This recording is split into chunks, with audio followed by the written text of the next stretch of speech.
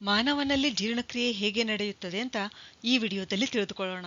ನಮ್ಮ ಜೀರ್ಣಾಂಗ ವ್ಯೂಹ ಬಾಯಿಯಿಂದ ಗುದದ್ವಾರದವರೆಗೆ ವ್ಯಾಪಿಸಿರುವ ಉದ್ದದ ಕೊಳವೆಯಾಗಿದೆ ಮತ್ತು ಈ ಕೊಳವೆಯು ವಿಭಿನ್ನ ಭಾಗಗಳನ್ನು ಹೊಂದಿದ್ದು ಈ ಭಾಗಗಳು ಬೇರೆ ಬೇರೆ ಕಾರ್ಯಗಳನ್ನು ನಿರ್ವಹಿಸುವ ವೈಶಿಷ್ಟ್ಯತೆ ಹೊಂದಿವೆ. ಮೊದಲನೇದಾಗಿ ನಮ್ಮ ಜೀರ್ಣಕ್ರಿಯೆ ಪ್ರಾರಂಭವಾಗೋದು ನಮ್ಮ ಬಾಯಿಯಿಂದ. ಬಾಯಿಯಲ್ಲಿ ಆಹಾರ ಹಲ್ಲುಗಳಿಂದ ಯಾಂತ್ರಿಕವಾಗಿ ಸಣ್ಣ ಕಣಗಳಾಗಿ ಜಗಿಯಲ್ಪಡುತ್ತದೆ. ಈ ಆಹಾರ ಲಾಲಾರಸ ಗ್ರಂಥಿಯಿಂದ ಸ್ರವಿಸಲ್ಪಡುವ ಲಾಲಾರಸದೊಂದಿಗೆ ಚೆನ್ನಾಗಿ ಕಲೆತು ಮೆದುವಾಗುತ್ತದೆ. ಈ ಮೆದುವಾದ ಆಹಾರವನ್ನು ಬೋಲಸ್ ಎನ್ನುತ್ತಾರೆ. ಲಾಲಾರಸದಲ್ಲಿ ಅಮೈಲೇಸ್ ಕಿಣ್ವ ಇದು ಆಹಾರದಲ್ಲಿರ್ತಕ್ಕಂಥ ಪಿಷ್ಟವನ್ನು ಮಾಲ್ಟೋಸ್ ಆಗಿ ಪರಿವರ್ತಿಸುತ್ತದೆ. ಎರಡನೇ ಭಾಗ ಅನ್ನನಾಳ. ಇದು ಆಹಾರವನ್ನು ಅಂದರೆ ಬೋಲಸ್ ಅನ್ನು ಲಯಬದ್ಧವಾಗಿ ಪರಿಕ್ರಮಣ ಸಂಕುಚನ ಚಲನೆಯ ಮೂಲಕ ಜಠರಕ್ಕೆ ತಳ್ಳುತ್ತದೆ. ಈ ಲಯಬದ್ಧವಾದ ಪರಿಕ್ರಮಣ ಸಂಕುಚನ ಚಲನೆಯನ್ನು ಪೆರಿಸ್ಟಾಲ್ಸಿಸ್ ಎನ್ನುತ್ತಾರೆ. ಆಹಾರ ಜಠರದಲ್ಲಿ ಹೋದ್ಮೇಲೆ ಏನಾಗುತ್ತೆ? ಜಠರದಲ್ಲಿ ಇದರ ಗೋಡೆಯಲ್ಲಿರ್ತಕ್ಕಂಥ ಜಠರ ಗ್ರಂಥಿಗಳು ಹೈಡ್ರೋಕ್ಲೋರಿಕ್ ಆಮ್ಲ, ಪೆಪ್ಸಿನ್ ಮತ್ತು ಲೋಳೆಯನ್ನು ಸ್ರವಿಸುತ್ತವೆ. ಹೈಡ್ರೋಕ್ಲೋರಿಕ್ ಆಮ್ಲ ಏನ್ ಮಾಡುತ್ತೆ? ಪೆಪ್ಸಿನ್ ಕಿಣ್ವದ ಕ್ರಿಯೆಯನ್ನು ಉತ್ತೇಜಿಸಲು ಆಮ್ಲೀಯ ಮಾಧ್ಯಮ ಉಂಟುಮಾಡುತ್ತದೆ ಮತ್ತು ಆಹಾರದೊಂದಿಗೆ ಪ್ರವೇಶಿಸುವ ಸೂಕ್ಷ್ಮಾಣು ಜೀವಿಗಳನ್ನು ನಾಶಪಡಿಸುತ್ತದೆ. ಪೆಪ್ಸಿನ್ ಏನು ಕೆಲಸ ಮಾಡುತ್ತೆ ಅಂದ್ರೆ ಈ ಕಿಣ್ವವು ಆಹಾರದಲ್ಲಿರ್ತಕ್ಕಂಥ ಪ್ರೋಟೀನ್ಗಳನ್ನು ಜೀರ್ಣಿಸುತ್ತದೆ, ಪಾಲಿಪೆಪ್ಟೈಡ್ಗಳಾಗಿ ಪರಿವರ್ತಿಸುತ್ತದೆ. ಲೋಳೆಯ ಕೆಲಸ ಏನು? ಇದು ಜಠರದ ಗೋಡೆಯನ್ನು ಆಮ್ಲದ ಕ್ರಿಯೆಯಿಂದ ರಕ್ಷಿಸುತ್ತದೆ. ಆಹಾರ ಸಣ್ಣ ಕರುಳಿಗೆ ಹೋದಾಗ ಏನಾಗುತ್ತದೆ? ಸಣ್ಣ ಕರುಳು ನಮ್ಮ ಜೀರ್ಣನಾಳದ ಅತ್ಯಂತ ಉದ್ದದ ಭಾಗ. ಸಸ್ಯಾಹಾರಿಗಳು ಸೆಲ್ಯುಲೋಸ್ ಅನ್ನು ಜೀರ್ಣಿಸಲು ಉದ್ದನೆಯ ಕರುಳನ್ನು ಹೊಂದಿರುತ್ತವೆ ಮತ್ತು ಮಾಂಸವು ಜೀರ್ಣಿಸಲು ಸುಲಭವಾಗಿರೋದ್ರಿಂದ ಮಾಂಸಾಹಾರಿಗಳು ಅಂದ್ರೆ ಹುಲಿ, ಸಿಂಹ ಇವು ಏನಂತಂದ್ರೆ ಗಿಡ್ಡ ಸಣ್ಣ ಕರುಳು ಹೊಂದಿವೆ.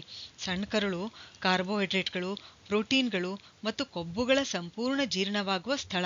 ಈ ಜೀರ್ಣಕ್ರಿಯೆಗೆ ಯಕೃತನಿಂದ ಮತ್ತು ಮೇದೋಜೀರಕ ಗ್ರಂಥಿಯಿಂದ ಸ್ರವಿಕೆಗಳನ್ನು ಪಡೆಯುತ್ತದೆ.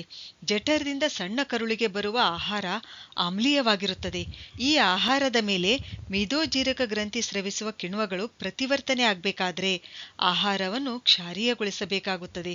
ಈ ಕೆಲಸ ಯಕೃತ ಮಾಡುತ್ತದೆ, ನಮ್ಮ ಲಿವರ್ ಮಾಡುತ್ತದೆ.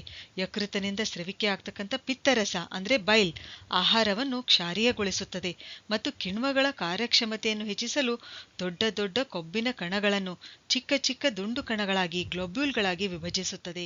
ಇದಾದ ಮೇಲೆ ಮೇದೋಜೀರಕ ಗ್ರಂಥಿ ಸ್ರವಿಸುವ ಕಿಣ್ವಗಳು ತಮ್ಮ ಕೆಲಸ ಪ್ರಾರಂಭಿಸುತ್ತವೆ.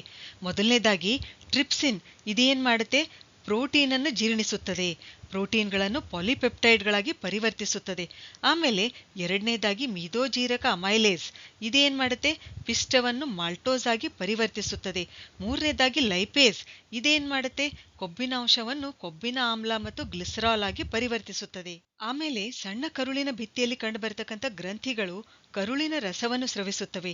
ಈ ರಸದಲ್ಲಿ ಕಂಡುಬರತಕ್ಕಂಥ ಕಿಣ್ವಗಳು ಮೊದಲನೇದಾಗಿ ಮಾಲ್ಟೇಸ್. ಈ ಮಾಲ್ಟೇಸ್ ಕಿಣ್ವವು ಮಾಲ್ಟೋಸ್ ಅನ್ನು ಗ್ಲೂಕೋಸ್ ಆಗಿ ಪರಿವರ್ತಿಸುತ್ತದೆ. ಎರಡನೇದು ಲ್ಯಾಕ್ಟೇಸ್. ಲ್ಯಾಕ್ಟೇಸ್ ಕಿಣ್ವವು ಹಾಲ್ನಲ್ಲಿರ್ತಕ್ಕಂಥ ಲ್ಯಾಕ್ಟೋಸ್ ಅನ್ನು ಗ್ಲೂಕೋಸ್ ಆಗಿ ಮತ್ತು ಗ್ಯಾಲೆಕ್ಟೋಸ್ ಆಗಿ ಪರಿವರ್ತಿಸುತ್ತದೆ. ಮೂರನೇದು ಸುಕ್ರೇಸ್. ಈ ಸುಕ್ರೇಸ್ ಕಿಣ್ವವು ಇದೇನ್ ಮಾಡುತ್ತೆ? ಸುಕ್ರೋಸ್ ಅನ್ನು ಗ್ಲೂಕೋಸ್ ಮತ್ತು ಫ್ರುಕ್ಟೋಸ್ ಆಗಿ ಪರಿವರ್ತಿಸುತ್ತದೆ. ನಾಲ್ಕನೇದು ಪೆಪ್ಟೈಡೇಸ್ ಅಥವಾ ಎರೆಪ್ಸಿನ್ ಅಂತಕ್ಕಂಥ ಕಿಣ್ವ ಇದೇನ್ ಮಾಡುತ್ತೆ? ಪೆಪ್ಟೈಡ್ಗಳನ್ನು ಅಮೈನೋ ಆಮ್ಲಗಳಾಗಿ ಪರಿವರ್ತಿಸುತ್ತದೆ.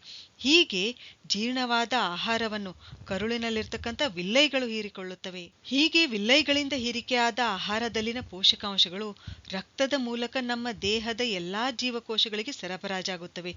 ಇನ್ನು ಹೀರಿಕೆ ಆಗದ ಆಹಾರ ದೊಡ್ಡ ಕರುಳಿಗೆ ಹೋಗುತ್ತದೆ. ಇಲ್ಲಿ ನೀರಿನ ಹೀರಿಕೆ ಆಗುತ್ತದೆ ಮತ್ತು ಉಳಿದ ಪದಾರ್ಥ ಗುದದ್ವಾರದ ಮೂಲಕ ದೇಹದಿಂದ ಹೊರಹಾಕಲ್ಪಡುತ್ತದೆ. ಹೀಗೆ ಮನುಷ್ಯನಲ್ಲಿ ಜೀರ್ಣಕ್ರಿಯೆ ನಡೆಯುತ್ತದೆ. ಸರಿ, ಹಾಗಾದ್ರೆ ಮುಂದಿನ ವಿಡಿಯೋದಲ್ಲಿ ಮತ್ತೊಂದು ವಿಜ್ಞಾನ ವಿಷಯದೊಂದಿಗೆ ಭೇಟಿಯಾಗೋಣ.